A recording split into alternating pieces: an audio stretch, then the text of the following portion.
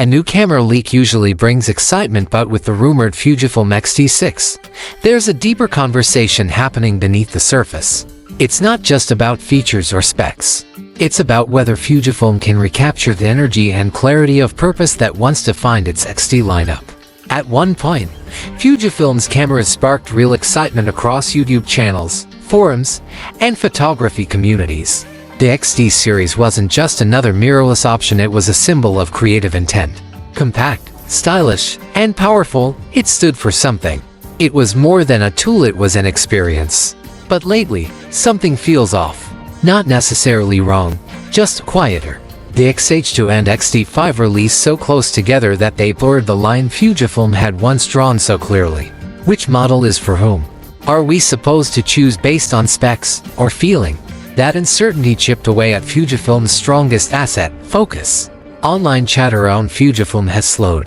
Reddit threads don't light up like they used to. Creators are now just as likely to discuss Sony's Alpha series, Canon's mirrorless lineup, or Nikon's recent resurgence. Fujifilm's once spotlight role now feels like it's dimming. Retailers have confirmed this shift. The X-T5 didn't fly off shelves the way past models had. The X-H2 delivered on performance but failed to make waves. Somewhere along the way, Fujifilm's identity started to feel diluted. And into this uncertain space comes the X-T6. Based on the leaks, the X-T6 looks impressive.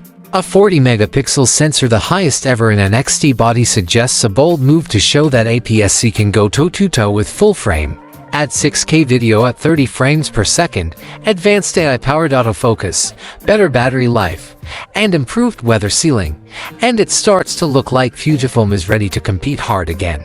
But here's the key question: will all these upgrades actually change how people create? Because let's face it, social platforms compress everything. Instagram, YouTube, TikTok, all of them reduce the quality of your footage.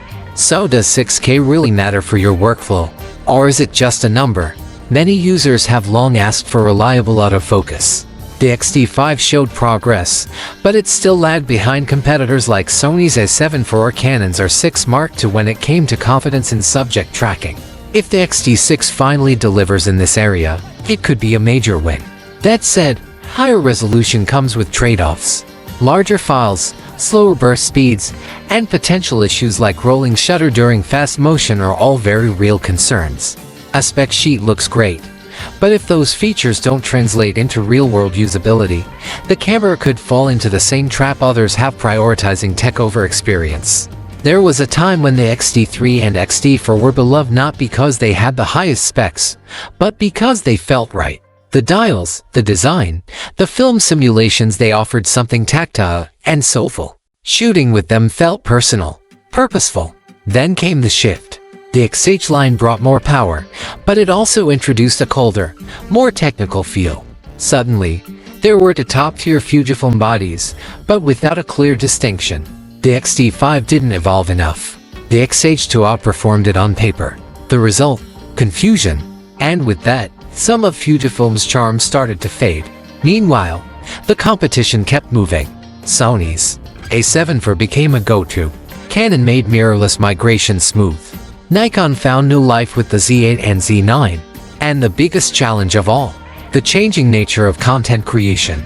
Most creators today are hybrid shooters. Photo and video aren't separate worlds anymore. Smartphones keep improving, too. For many people, the gap between phone and dedicated camera just doesn't feel wide enough to justify the cost and effort. That puts the X-T6 in a tight spot. It can't just be a better camera. It has to mean something. It has to stand for something. And maybe that's where its true value lies. The X-T6 isn't about chasing frame rates or competing in the megapixel wars. It's for creators who care about control, who appreciate physical dials over touchscreen swiping, who want their tools to enhance the craft, not get in the way of it. It's for people who still believe Fujifilm's color science matters, who want beautiful skin tones out of the box, and classic looks like chrome or acros that don't need hours of editing. It's for photographers who want to slow down, frame with care, and enjoy the process. In the end, the X-T6 has the potential to be a turning point, a return to what made Fujifilm special in the first place. But that will depend on timing, pricing, and a clear message. If it tries to please everyone, it might not reach anyone. But if Fujifilm leans into its unique strengths, craftsmanship, soul, intention, then the X-T6 could be the camera that brings old fans back and draws in a new generation. Because ultimately, this isn't about specs. It's about inspiration. The real question isn't whether the X-T6 is coming, it's whether we're still waiting for a camera to make us feel something again.